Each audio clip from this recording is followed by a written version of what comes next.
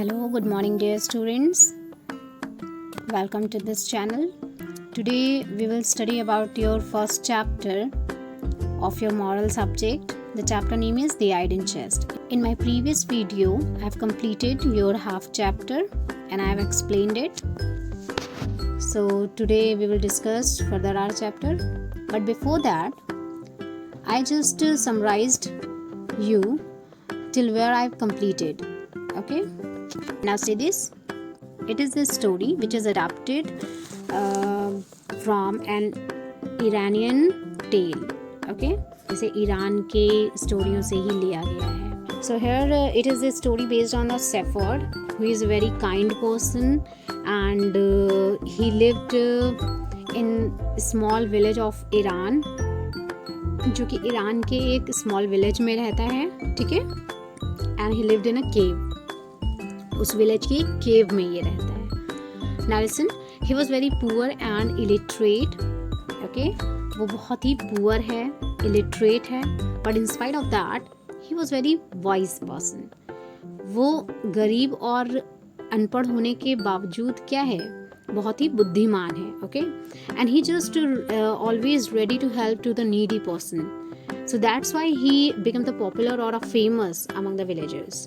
क्योंकि वो हमेशा हर किसी की हेल्प करता है, जिसकी वजह से लोग उसे उस गांव के सब लोग उसे बहुत पसंद करते हैं. तो जैसे ही ये न्यूज़ किंग के पास पहुंचती है तो किंग क्या करता है, किंग जो होता है वो अपना भेष बदल करके उनसे मिलने के लिए आते हैं. ठीक है. ही डिस्गाइज एज अ शेफर्ड, वो एक शेफर्ड की तरह ही बन के उससे मिलने के लिए आते हैं. ओके. सो जब वो उससे मिलते हैं तो वो उस शेफर्ड की, उस पुअर शेफर्ड की हॉस्पिटैलिटी देख करके बहुत ही इम्प्रेस्ड हो जाते हैं, जिसकी वजह से वो क्या करते हैं, उस शेफर्ड को एक डिस्ट्रिक्ट का गवर्नर बना देते हैं. ओके. एंड आफ्टर दैट जब वो उसे गवर्नर बना देते हैं तो उसके बाद क्या होता है, उसके आगे की स्टोरी अब हम आज पढ़ेंगे. So now I have recited again the last line till where I stopped it. Even after becoming the governor, the shepherd maintained his wisdom and sympathy and goodness.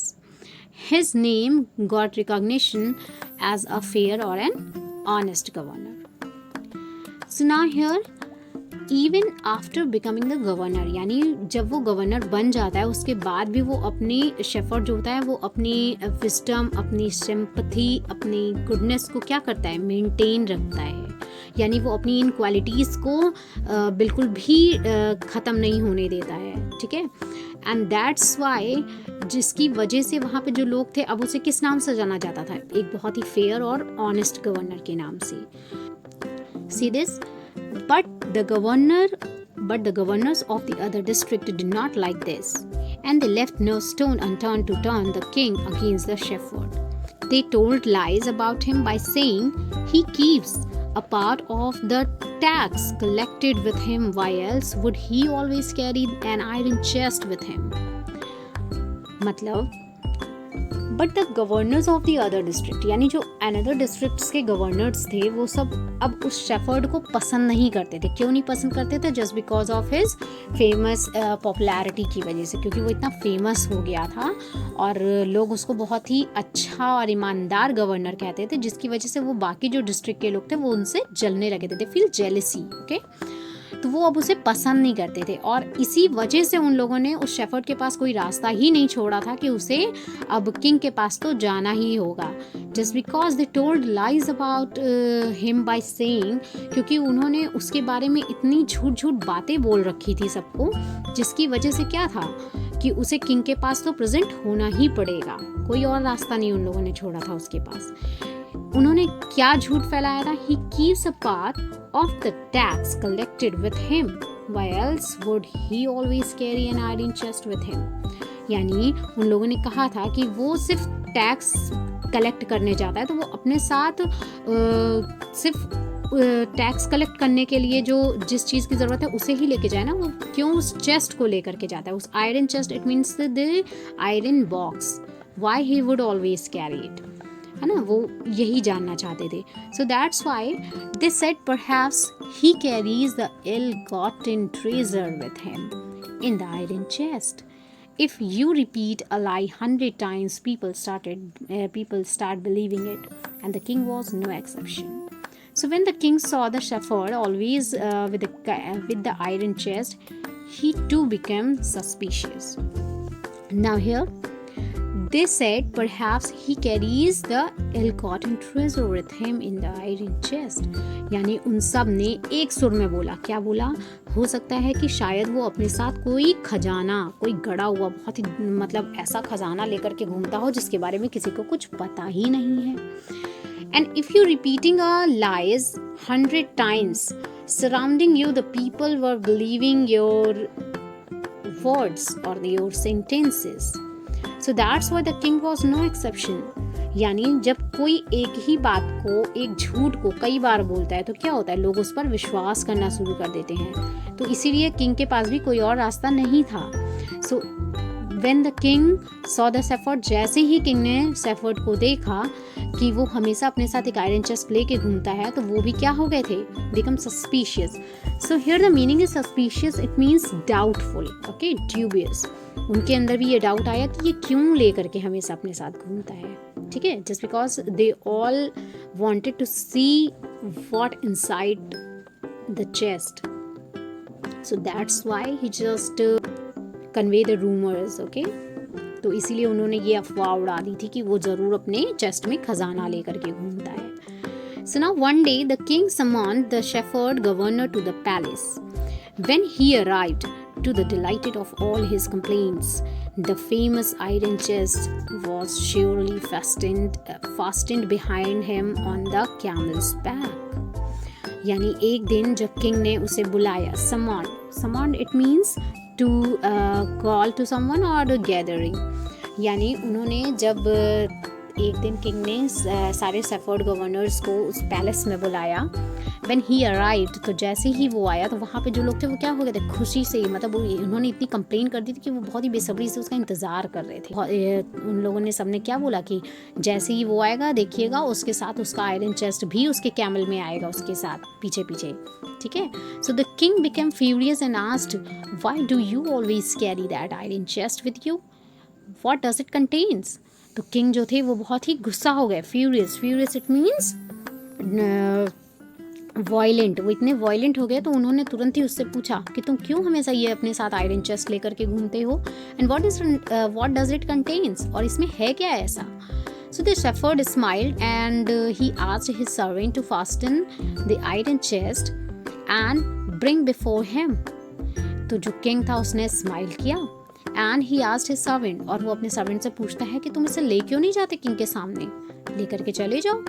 And bring before the king his complaints with eagle eyes were eagerly awaited for the shepherd to be exposed, and to their utter surprise and dismay, when the iron chest was opened, no gold or silver or jewels were discovered, but an old blanket was all that was in it. यानी जब वो उसे देखते हैं, वो जो servant होता है वो उससे कहता है, ठीक है, वो उससे पूछता है कि तुम इसे लेकर के जाओ और किंग के सामने इसे खोल के दिखाओ. देन हिज कंप्लेंट्स, यानी तो उसने जितनी भी कंप्लेन की थी वो जब देखता है तो वो क्या देखता है कि उस बॉक्स के अंदर तो ऐसा कुछ भी है ही नहीं. उसकी आंखें जो रहती हैं वो फटी की फटी रह जाती हैं. And were eagerly, so here the meaning is eagerly, it means desperately.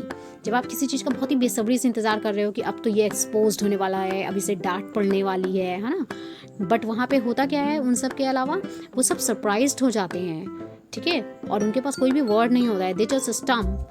वो तुरंत देखते हैं और एकदम सरप्राइज हो जाते हैं. When the iron chest was open, जैसे ही वो चेस्ट खुलता है उसमें ना गोल्ड होता है, ना सिल्वर होते हैं, ना एनी ज्वेलरी होती है, बट वहाँ पे मिलता क्या है, एक old blanket.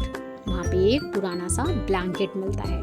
This shepherd proudly displayed it for all to see, saying this, my dear majesty is my only treasure and I always carry it with me. The shepherd proudly displayed it. तो जो shepherd होता है वो अपने iron chest को, उस box को open करता है और उन्हें दिखाता है कि देखिए माय डियर मैजेस्टी, मेरे पास सिर्फ यही एक मेरा खजाना है जिसे मैं हमेशा अपने साथ लेके घूमता. The king wanted to know why he always carry this blanket. When the king asked him why he carried an ordinary blanket even though he was the governor of a district, the shepherd replied, "This blanket is my oldest friend. It still protects me. If any time your majesty should wish to take away my new cloak." वैसे ही king ने उससे पूछना चाहा कि why he carried an ordinary blanket even though he was the governor of a district. तो वो उससे पूछते हैं उस शेफर्ड से कि तुम क्यों इसे लेकर के घूमते हो, जबकि तुम तो बहुत अच्छे गवर्नर हो, एक डिस्ट्रिक्ट के गवर्नर हो, इतनी अच्छी हाईली पोस्ट है तुम्हारी, तो तुम ये ऐसा ऑर्डिनरी सा ब्लैंकेट लेके क्यों घूमते हो अपने साथ। द शेफर्ड रिप्लाई, तो शेफर्ड जो था उसने क्या रिप्लाई किया, this blanket is my oldest friend, कि ये जो ब्लैंकेट है ये मेरा बहुत ही अच्छा और बहुत ही पुराना दोस्त है। ही स्टिल प्रोटेक्ट्स मी, वो मुझे हमेशा प्रोटेक्ट करता है। If any time your majesty, वो कहता है किसी भी समय अगर आप मुझे निकालना चाहें या आप मुझे निकाल दें और मुझसे ये अपने जो आपने ये डिग्निटी दी है, जो ये एक कह सकते हैं पोस्ट दी है मुझे गवर्नर की, ये अगर मुझसे आप छीन भी लेते हैं तो भी क्या होगा, ये जो ऑर्डिनरी सा ब्लैंकेट है ये हमेशा मेरे साथ रहेगा।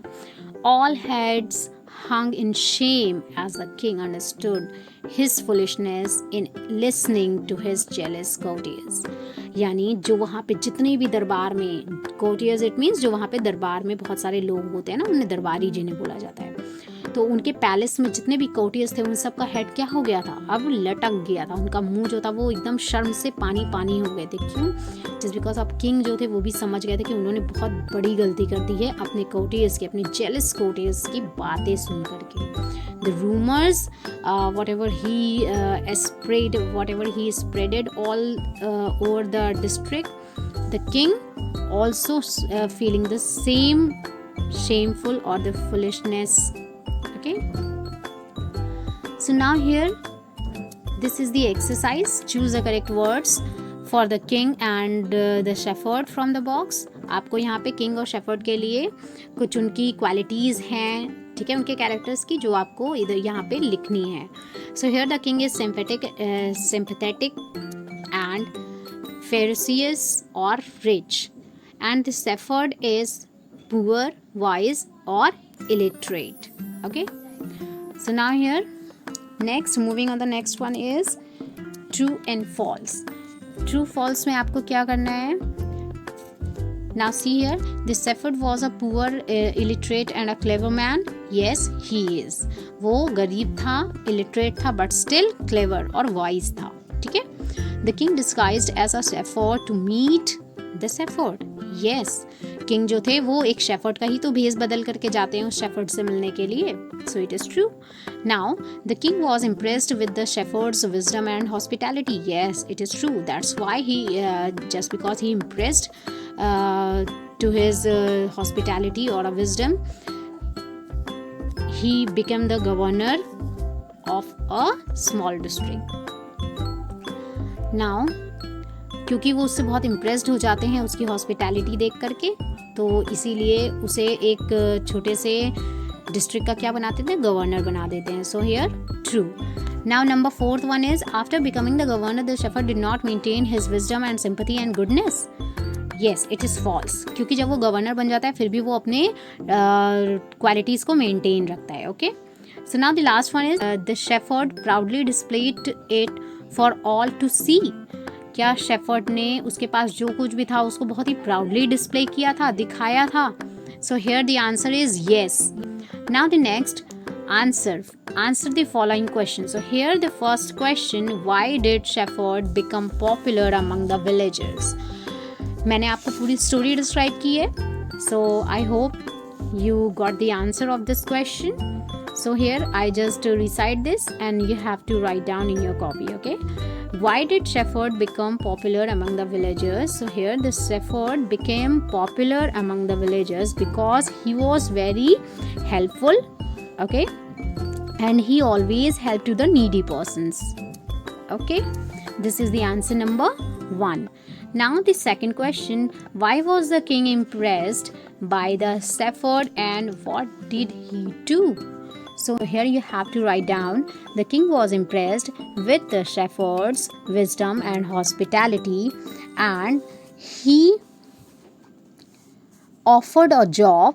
Okay, the king appointed the humble shepherd as a governor of a small district. Okay, this is the answer number second.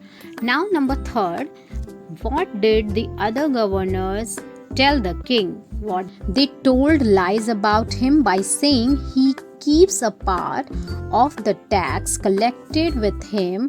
Why else would he always carry an iron chest with him? Okay, so this is the answer number third. Now the next number 4. Number 4 is, what happened when the shepherd governor opened the iron chest? What happened? You have to write down, when the iron chest was opened, there was no gold, no silver or jewels were discovered, but an old blanket was all that was in it. Okay, this is the answer number 4. Now number 5, what did shepherd tell the king about his oldest friend?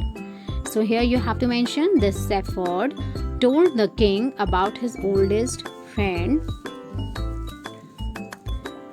The shepherd